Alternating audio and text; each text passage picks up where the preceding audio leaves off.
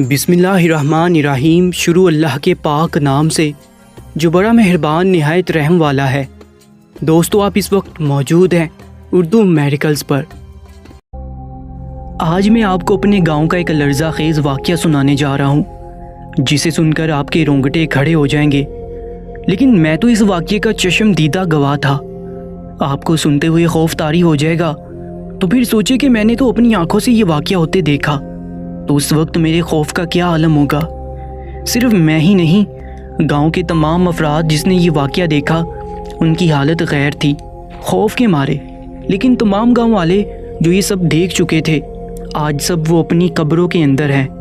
صرف میں ایک آخری انسان بچا ہوں جس نے یہ واقعہ اپنی آنکھوں سے دیکھا تھا، اور آج میں اپنے ہاتھوں سے یہ واقعہ قلم بند کرنے جا رہا ہوں اور آپ کو سنا رہا ہوں۔ شاید میں کل رہوں یا نہ رہوں، اس لیے اس واقعے کو انسان کی عبرت کے لیے سنا رہا ہوں۔ امید ہے سب کو اس سے عبرت حاصل ہوگی۔ میں جوانی میں ہی 5 وقت کا نمازی تھا، کبھی بھی کوئی نماز قضا نہیں کی تھی۔ خاص کر فجر کی نماز تو میری سب سے پسندیدہ نماز تھی، جس کے لیے میں خاص اہتمام کر کے مسجد جایا کرتا تھا۔ صبح سویرے صبح پرندوں کی آواز اور تازہ ہوا بہت لبھاتی تھی، اور ایسے میں خدا کی قربت، نماز کا سکون، یہ وہ وقت تھا جب میں بہت خوش رہا کرتا تھا۔ ہمارے گاؤں کا ماحول بہت اچھا تھا، سب ہنسی خوشی رہ رہے تھے، کبھی بھی کوئی عجیب بات نہیں ہوئی تھی ہمارے گاؤں میں۔ لیکن ایک دن ایک عجیب واقعہ پیش آیا، لیکن یہ صرف ایک دن کی بات نہیں تھی، یہ اس واقعے کی شروعات تھی۔ پھر اس کے بعد یہ سلسلہ چل نکلا اور گاؤں والوں کا سکون غارت ہو گیا۔ ہمارے گاؤں کا جو ایک خوشگوار ماحول تھا، اس واقعے کے بعد گاؤں کے بچے تو کیا، بڑے بھی خوفزدہ رہنے لگے تھے کہ یہ سب کیا ہو رہا ہے۔ ایسی ہی ایک سہانی صبح تھی، میں سویرے اٹھا اور مسجد کی طرف چل پڑا فجر کی نماز کے لیے۔ دسمبر کا مہینہ تھا، اندھیرا تھا، ابھی تک روشنی ہونے میں کافی وقت تھا۔ میں فانوس اٹھائے مسجد کی طرف رواں دواں تھا۔ سردی تو بہت زیادہ تھی، لیکن نماز کے لیے جاتے ہوئے مجھے اتنی مسرت ملتی تھی کہ مجھے سردیاں گرمی سے فرق نہیں پڑتا تھا۔ میں گاؤں کے انہی راستوں پر چل رہا تھا جہاں سے میں روزانہ گزرتا تھا۔ میرے گھر سے مسجد تھوڑا دور تھی۔ مجھے اس بات کی خوشی تھی کہ نماز کے لیے مجھے بہت زیادہ چلنا پڑتا ہے، اس سے میری نیکیوں میں مزید اضافہ ہوگا۔ میں خوشگوار موڈ میں چلتا جا رہا تھا کہ اچانک مجھے ٹھوکر لگی اور میں گرتے بچا۔ میں نے دیکھا، مجھے لگا شاید کوئی پتھر ہے، لیکن پتھر نہیں تھا، بلکہ وہ تو ایک عورت تھی، ایک جوان اور خوبصورت عورت۔ فانوس کی روشنی میں مجھے اس کا خوبصورت چہرہ نظر آیا، لیکن وہ اس حالت میں پڑی ہوئی تھی کہ اسے دیکھ کر میں پریشان ہو گیا تھا۔ وہ سڑک کے بیچوں بیچ بے ہوشی کی حالت میں پڑی ہوئی تھی، لیکن سب سے حیرت کی بات یہ تھی کہ اس کا پیٹ بڑا ہوا تھا، جیسے کہ 9 ماہ کی کوئی حاملہ عورت ہو۔ اسے دیکھ کر میں نے اندازہ لگایا کہ وہ حاملہ ہے، اور شاید اسی وجہ سے اس کی یہ حالت ہوئی ہے۔ لیکن یہ عورت آئی کہاں سے؟ یہ ہمارے گاؤں کی تو ہرگز نہیں تھی، اور ہمارے گاؤں کی عورت بھلا سڑک کے بیچوں بیچ اس حالت میں کیوں پڑی ہوگی؟ اس عورت کی حالت قابل رحم تھی۔ میں اس وقت اکیلا تھا، آس پاس بھی کوئی نظر نہیں آ رہا تھا، اور مسجد تھوڑی سی دور تھی۔ میں پریشان ہو گیا کہ اب کیا کروں۔ میں نے اسے اٹھانے کی کوشش کی، لیکن یہ مجھ سے نہ ہو سکا۔ مجبور ہو کر میں جلدی سے مسجد میں آیا، جہاں پر نمازی جمع ہو چکے تھے۔ میں نے کہا کہ تم سب میری مدد کو آؤ، ایک عورت کو ہماری مدد کی ضرورت ہے۔ میری بات سن کر سب فوراً مدد کو آئے۔ ہم نے کسی طرح اس عورت کو اٹھایا اور گاؤں میں موجود ڈیرے پر لے آئے اور چارپائی پر رکھ دیا۔ گاؤں کی دائی کو بلایا اور کچھ عورتوں کو بلایا تھا کہ وہ اس کی حالت کا اندازہ لگا سکیں۔ اس عورت کی حالت دیکھ کر لگ رہا تھا کہ اس کی حالت بہت نازک ہے اور وہ زندہ نہیں رہ سکتی۔ تمام لوگ آہستہ آہستہ جمع ہو گئے، اس عورت کو دیکھنے لگے۔ دائی نے کہا کہ اس کے پیٹ میں مردہ بچہ ہے اور یہ خود بھی نہیں بچ سکتی، اور تھوڑی دیر میں وہ عورت مر گئی۔ ہم سب گاؤں والوں کو بہت افسوس ہوا۔ وہ کون تھی، کہاں سے آئی تھی، کچھ معلوم نہیں تھا، کبھی کسی نے اسے یہاں پر دیکھا بھی نہیں تھا۔ پورے گاؤں میں یہ خبر جنگل کی آگ کی طرح پھیل چکی تھی۔ سارا دن سب کو اس عورت کے مرنے کا افسوس رہا، اور یہی موضوع زیر بحث رہا۔ ہر گھر میں، ڈیرے میں بس اسی عورت کی باتیں تھیں کہ یہ سب کیا تھا۔ اس وقت گاؤں کا ماحول بالکل ہی سادہ سا تھا، لوگ بھی بالکل سادہ سے تھے۔ نہ موبائل کا زمانہ تھا، نہ ٹیکنالوجی، کچھ بھی نہیں تھا۔ خط و کتابت کے ذریعے رابطے ہوتے تھے، مہینے کسی سے بات نہیں ہو پاتی تھی۔ اگر کوئی شہر سے باہر تھا تو ایک ٹیلی فون کرنے کے لیے میلوں دور جا کر شہر سے فون کرنا ہوتا تھا۔ اگر کسی سے بات کرنی ہو تو ایک فون کال کا خرچہ بھی بہت زیادہ ہوتا تھا۔ دن یوں ہی گزر گیا، رات ہوگی اور پھر صبح ہوگی، لیکن ایک پھر آزمائش ہم گاؤں والوں کے لیے تیار تھی۔ ایک دوسری جگہ سے ایک اور عورت اسی حالت میں ملی، وہ بھی 9 ماہ کی حاملہ تھی۔ گاؤں والے اسے پھر سے بچانے کی کوشش کرنے لگے، لیکن وہ بھی مر گئی۔ عجیب سا خوف و ہراس گاؤں میں پھیل چکا تھا۔ یہ سب کیا ہو رہا تھا؟ کسی کو کچھ سمجھ نہیں آ رہا تھا۔ گاؤں کے لوگ بالکل سادہ لوگ تھے، وہ معاملے کی تہہ تک نہیں جا سکتے تھے۔ کوئی کہتا تھا یہ چودھریوں کا کام ہے، تو کوئی کہتا تھا کہ کسی پیر بابا کا کام ہے یا کسی جادوگر کا۔ ہر کوئی اپنی کیا سرائیاں کر رہا تھا، لیکن مسئلہ صرف یہ تھا کہ صرف حاملہ عورت ہی کیوں گلی میں بے ہوش پڑی ہوئی تھی اور پھر وہ مر جاتی تھی۔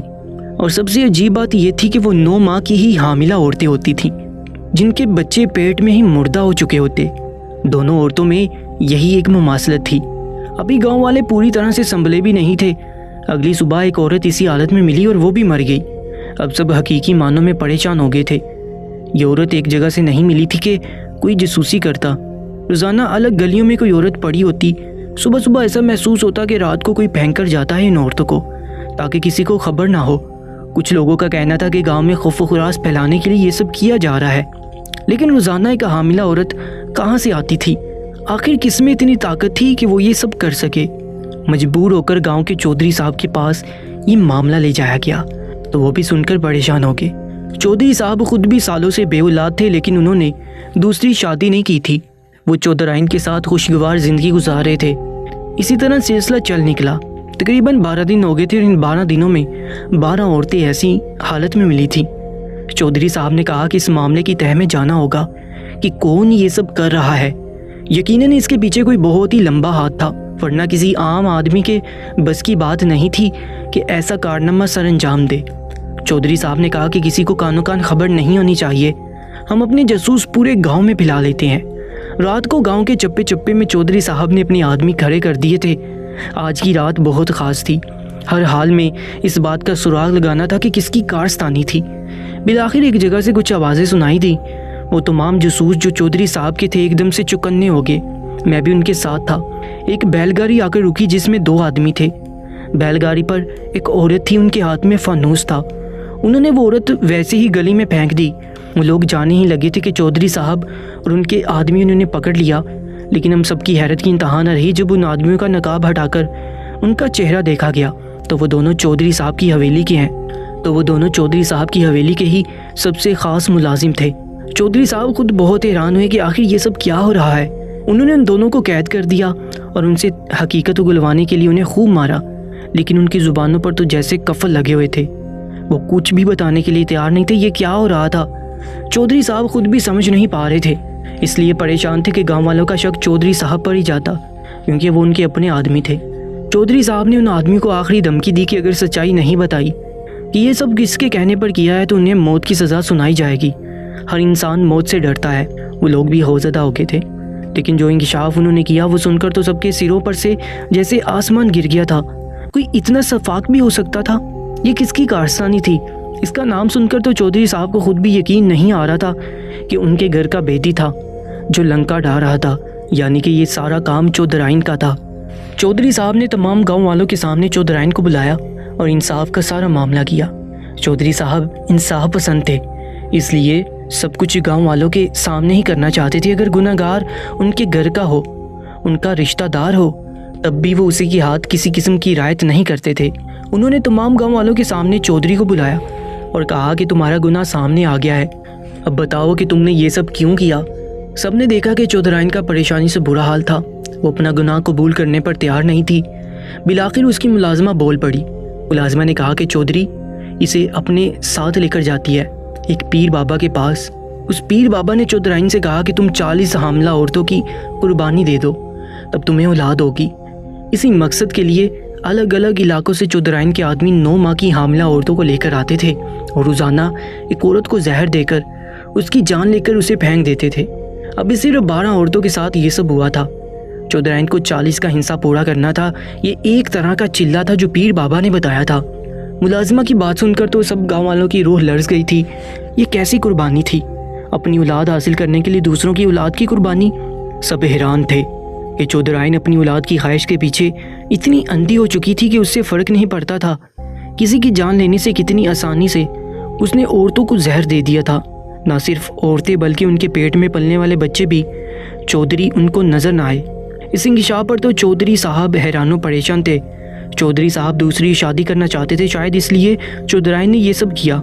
پہلے کبھی چودھری صاحب نے دوسری شادی کی بات نہیں کی تھی، لیکن شاید خاندان کے دباؤ میں آ کر انہوں نے دوسری شادی کا فیصلہ کیا تو چودھرائن سے یہ بات برداشت نہ ہوئی۔